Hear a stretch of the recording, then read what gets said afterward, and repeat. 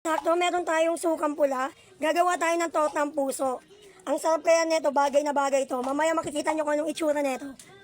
Tanggalan lang natin ang mga balat. Ayan, madagta pa, nakikita nyo? Tototayin natin siya yung malutong. Kailangan crispy. Tanggalan lang natin kasi medyo matigas pa ito eh. Kailangan yung malambot na. Ayan. Marami na naman gagawa ito yung isang puso. Nalagyan lang natin ng harina, itlog, titimplahan natin, tapos ayun pre-prituin. Bagay na bagay ito, talagang bagay na bagay, as in. Ayan, medyo okay na yan. Kailangan lang natin gawin, tatadtarin natin itong puso ng saging, lalagyan ng harina, itlog, paminta, titimplahan natin, base po sa panlasa natin, no? Kaya tara, huwag na natin patagalin, umpisa na natin dahil excited na po ako.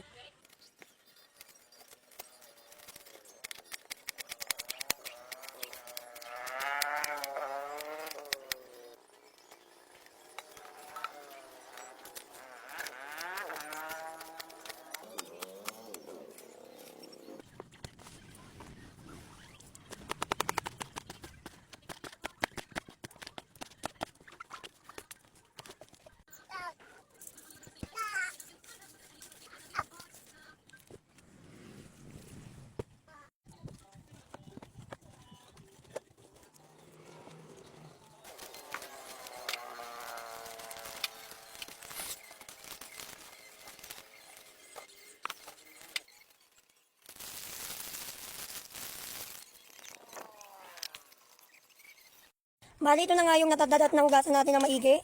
Ayan na yung puso ng saging. Ngayon, titimpla na natin para maluto na. Nakatagtad na rin pala ako ng sibuyas. Lagay na natin lahat.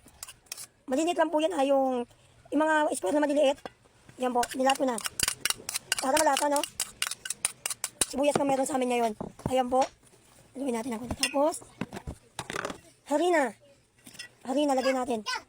Tansya na lang natin, no? Ayan po yung harina. Marunong naman tayo magtansya, di ba?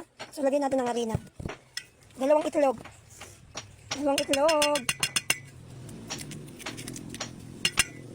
Ayan.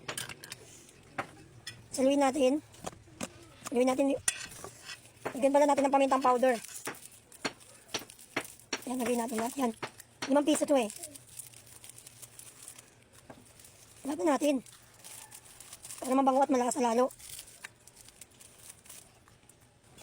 Bali, ito na siya guys, oh. Haluin lang naman yan hanggang sa mag-mix yung mga ingredients. Halo-halo lang, halo. Halo lang ng halo.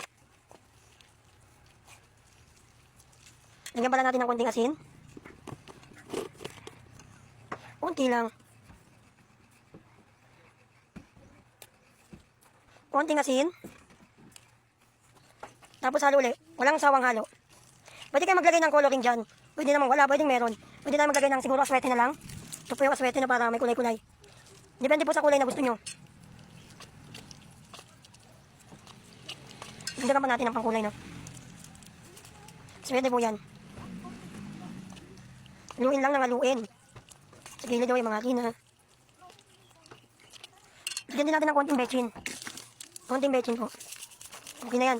Lalasa na yan.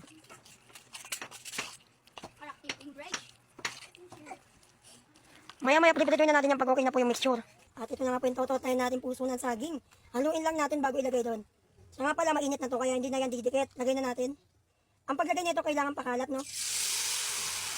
Ayun, nakita nyo? Sobrang init. Di ba tingnan nyo? Matitigan nyo po yung nangyari. Hindi siya didikit yan kahit tingnan nyo. Pero malambot na mamaya na. Malambot na siya. Hintayin natin mag-toasted.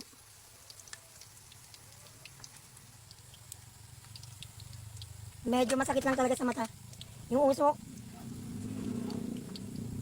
Mano-mano lang gawa ko kasi maliit nga lang po yung kawali.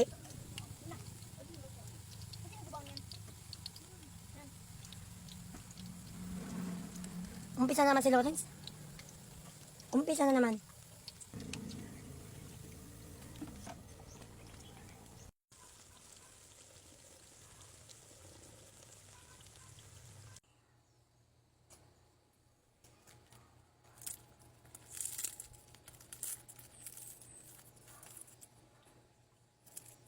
Ito na nga, naluto rin sa wakas yung puso ng saging. Ang dami nagawa, mga 11 po.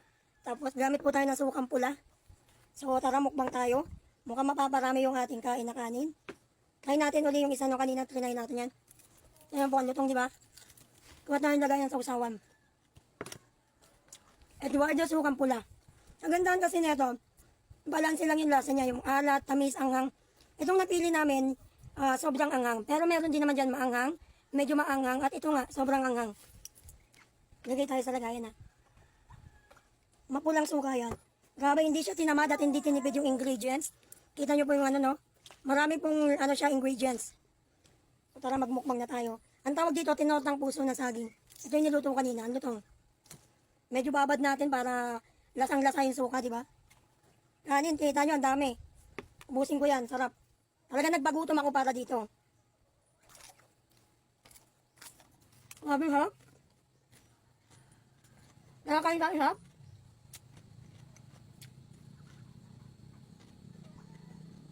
Perfect na perfect. Ang sarap talaga, promise.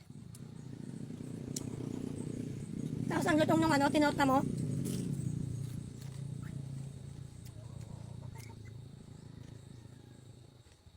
Grabe, ang sarap talaga na itong ano, Eduardo sukang pula. Mali 500 ml siya, 107 pesos lang. Ang anghang lang napili naman, pero okay lang, carry lang. Sarap talaga kumain pag masarap yung sausawa. Ang ulam masarap, yung sausawa masarap.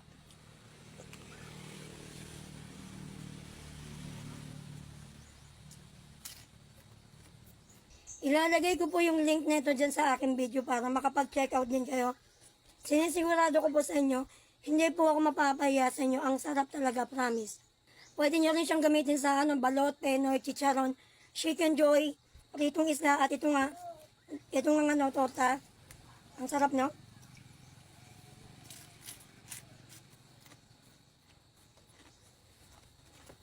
Yan yung, ang luto nga.